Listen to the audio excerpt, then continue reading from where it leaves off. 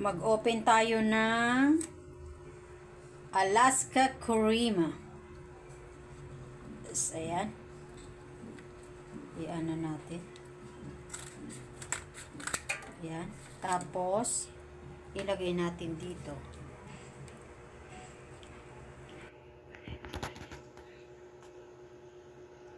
Ayan. Simutin natin dahil sayang.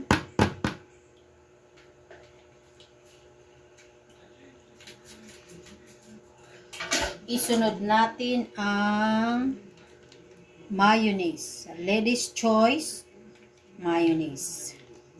Kayo ba mga ka-honeybee, ganito ba kayo mag-macaroni? Ako ganito. Napakasimple lang. Mekos-mekos lahat ng ating mga ingredients at tulad neto, lagyan natin ng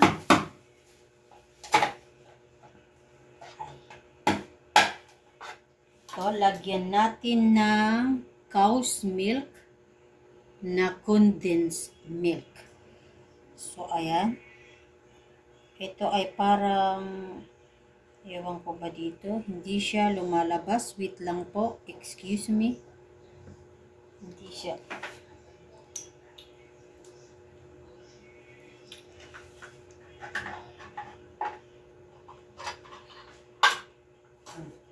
Palagay ko, ito na po. Ayan. Ay. Yun. Ayan na po siya mga ka-honeybee. Hawakan nyo po para next naman ay bubuksan natin yung ating ito. Fruit cocktail. Del Monte, it's equality.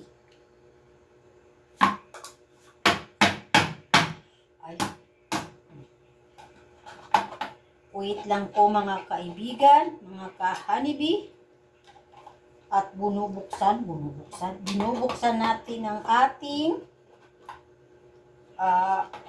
anong tawag dito? Fruit cocktail.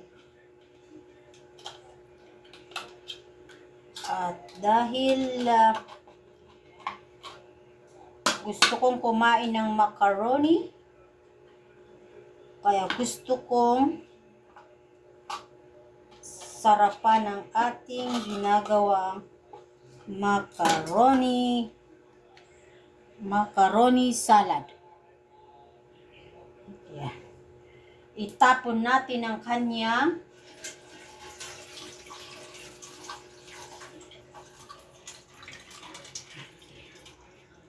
okay na yan. Yeah.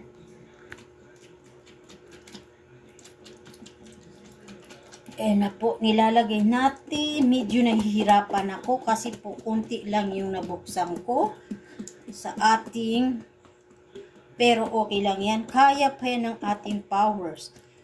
Ayan na. Ayan na po. Ayan, malapit na po. Nakakita niyo yung cherry? Cherry po yun. Nag-iisang cherry. Grabe. Hindi pala. Dalawa. May nakita na akong dalawang cherry, tatlong cherry, 4 na cherry lang po.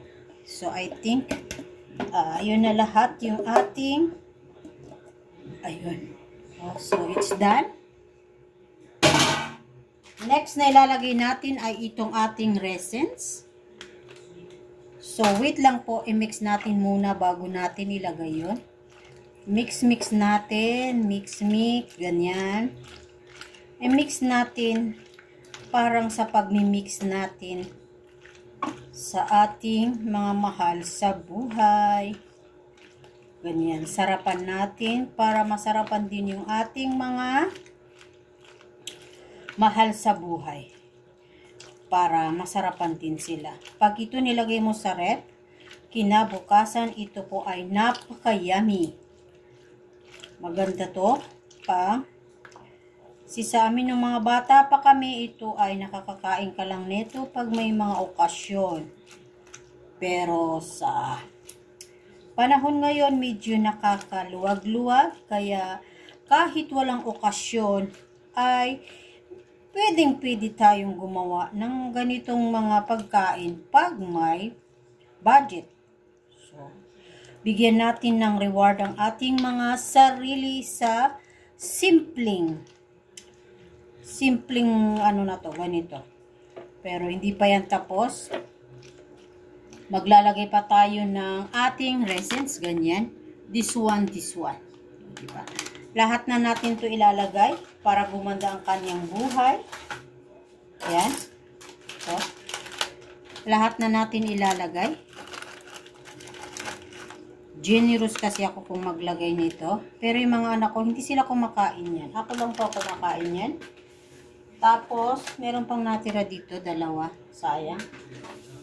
And then, lalagyan natin ng unti-unting, may natira kaming cheese. Wow! Eden cheese. Tapos yan. Iaano natin. Gaganyan ba natin? Ganyan. Ganyan. Tapos, ay nalaglag. I-slice natin sila ng ganyan. Ganyan. Para lang ano. Ay, nalaglag. Pangalawa na yun. Pero okay lang yan. Pwede pa natin yung kunin. Ganyan. Ganyan lang. Tapos, iganon natin. Tapos, yung isa naman, ganyan naman. Yan. Yan lang. Yan. Huwag kayong mag-alala dahil ako po ay naghugas ng aking kamay. Ngayon, kunin natin to. Iganon din natin. Ganon. Ito rin, kunin natin. Pwede naman natin kunin eh. Walang masama. Ayan o. Diba? Tapos ngayon, i-mix natin. I-mekos natin yan. Naamoy niyo ba? Ako naamoy ko eh. Masarap na to, diba? Ayan. Kahit wala siyang mga kaong o ganyan, okay na to sa akin. Okay na yan, ganyan. O, diba? Masarap na to mga ka-honeybee. Mga minamahal kong mga ka-honeybee ko, ito ay masarap na po. Abangan nyo po pagka mayroon din ako mamaya iluluto. Ano yun, version ko ng menudo, apritada, basta ganun, may tomato paste. Pero chicken naman siya. Ala Mrs. Honeybee. So, ayan. Mamaya abangan nyo. Yan. Mamaya.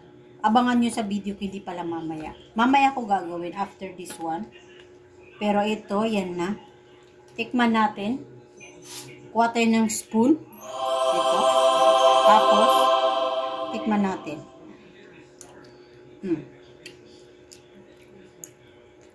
Yun lang. Salamat.